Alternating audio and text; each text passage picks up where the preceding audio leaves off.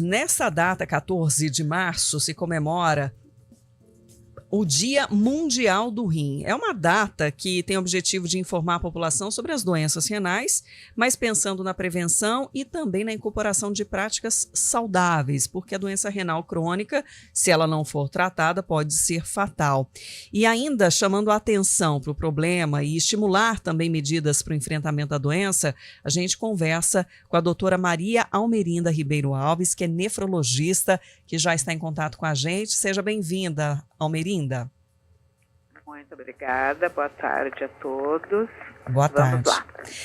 Pensando na conscientização, né, do cenário em que a gente encontra hoje no país de pessoas que têm já alguma doença crônica renal, mas daquelas que não sabem que tem e como fazer esse diagnóstico.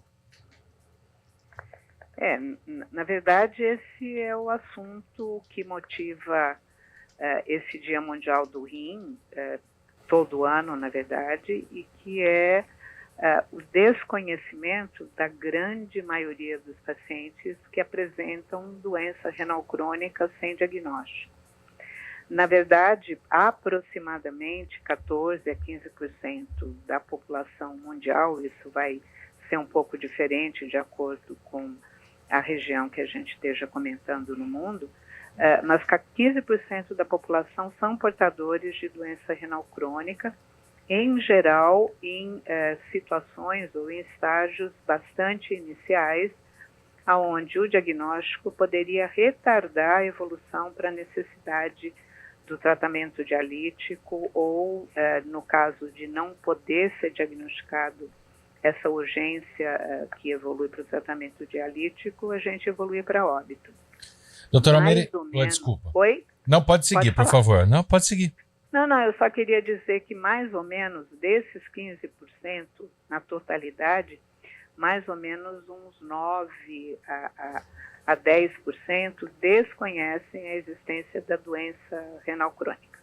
Exatamente, para se chegar nisso, né? Quais são os fatores que podem levar e quais são os sintomas, né? Já que muita gente não sabe que tem. Quando que a gente deve ficar alerta para algum problema renal? Na verdade, tem duas grandes doenças que são importantes e que devem ser avaliadas toda vez que a doença é diagnosticada do ponto de vista de função renal. Uma delas é diabetes. Então, a presença de diabetes ocasiona, ao longo da evolução do diabetes, mesmo relativamente bem controlado e etc., mais ou menos uns 25% dos diabéticos, ao longo de 10 anos de doença, vão desenvolver algum grau de doença renal crônica, e isso é uma forma inicial de avaliação. Então, normalmente, se avalia a função do rim desses indivíduos ao longo do acompanhamento, mesmo que ele não tenha sintomas. Outro caso que é bastante comum e que necessita da avaliação são os pacientes que têm hipertensão arterial.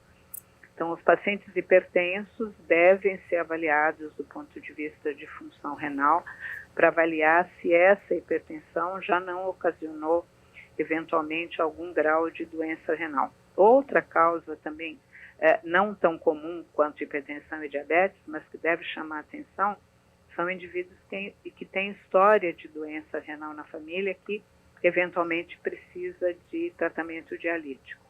E uma coisa importante, menos frequente, se a gente for falar populacionalmente como sintomatologia, é, eventualmente, a presença de inchaço.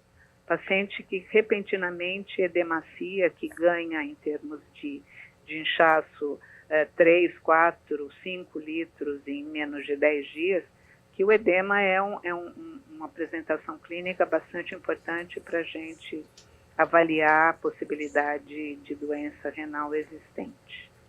Agora, isso é um sintoma, mas ele sempre aparece de uma forma precoce, ou a pessoa pode ter uma doença renal e não ter o sintoma, né? Ou quando procura, porque apareceu o sintoma, já é um caso mais grave.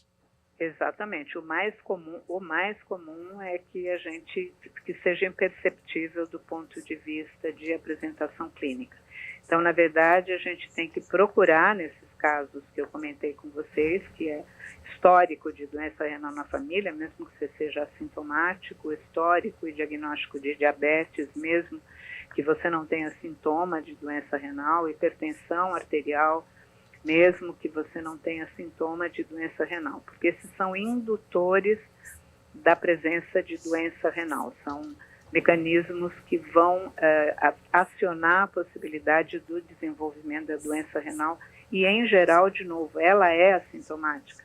Embora você tenha o diagnóstico de diabetes, o diagnóstico de hipertensão, que você saiba que tem pacientes com doença renal crônica dialítica na família, você não tem sintomas. Uma característica da grande maioria do que a gente tem de doença renal crônica é ser assintomática. Uhum. Tem uma pergunta chegando ao nosso ouvinte aqui, doutora, final telefone 0047. Ela já teve tuberculose renal, foi tratada, mas hoje é hipertensa. Ela queria saber se esse rim ele fica debilitado ou pode recuperar. Ele pode recuperar, mas ela tem que fazer um acompanhamento. Classicamente, depois que você faz esse tipo de diagnóstico, a dosagem do exame que faz o diagnóstico da presença de doença renal, que é a creatinina, deve ser feito regularmente. Como a gente faz um colesterol, como a gente faz uma glicemia. Deveria ser um exame já de rotina, né, doutora? Sim, senhora, exatamente. Para poder identificar o quanto antes, para pensar aí no diagnóstico e nos possíveis tratamentos. E até em relação aos tratamentos, né? Muitos acabam indo para diálise. Como é que está a situação hoje, né, dos centros de atendimento?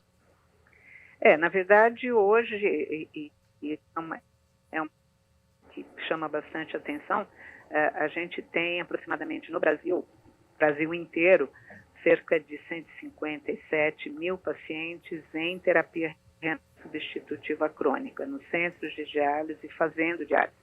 A gente deveria ter aproximadamente, para o que a gente calcula de frequência e prevalência da doença renal crônica dialítica, mais ou menos uns 250 mil. Então, na verdade, não estou dizendo que não haja vaga para os 250 mil nesse primeiro momento, são diagnosticados. Mas, infelizmente, a gente está passando por um problema de acesso para aqueles que já são diagnosticados, que é um problema que envolve o Brasil inteiro. Alguns municípios mais, alguns estados já tentando resolver. Santa Catarina é um deles que tenta resolver, está fazendo todo o suporte de apoio para que todos os pacientes que têm diagnóstico de doença renal crônica com necessidade de terapia renal substitutiva dialítica, que eles possam ser, a eles possa ser ofertada a vaga para poder fazer esse procedimento de uma maneira normal.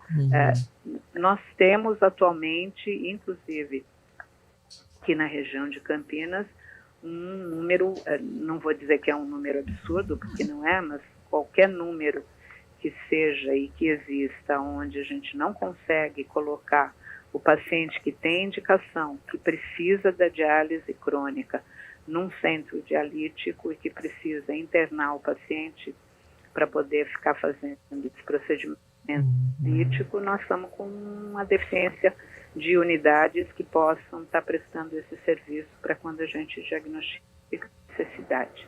É algo que é ambulatorial, que acaba até dando um reflexo que a gente está vendo hoje nos hospitais aqui da cidade, né, dessa superlotação. Exatamente. Tem pacientes, isso no hospital da Unicamp, o Mário Gatti também tem, sabidamente, que são pacientes que estão internados porque o procedimento é ambulatorial e se a gente não consegue alocá-los em unidades que ofereçam essa possibilidade do tratamento ambulatorial, a gente tem que manter internado hospitalar para poder fazer o procedimento que deveria ser ambulatorial. É isso. Eu quero agradecer a Maria Almerinda Ribeiro Alves, trazendo mais consciência a respeito da necessidade de cuidar da saúde, cuidar do rim, fazer os exames aí periódicos, incluir a creatinina também nessa regulagem, principalmente se está dentro do grupo mais propício aí a ter algum problema renal. Obrigada pela participação e pelos esclarecimentos. Obrigada a vocês e, por gentileza, se possível, solicitem aos seus médicos a avaliação da creatinina para diagnosticar ou não a existência de